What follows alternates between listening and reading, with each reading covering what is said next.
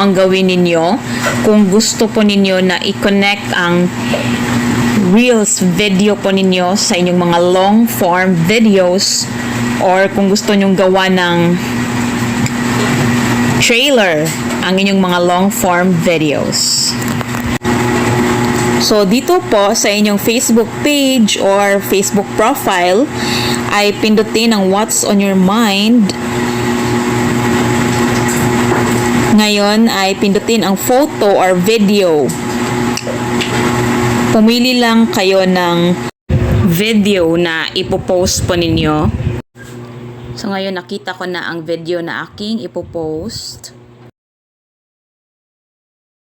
Ngayon ay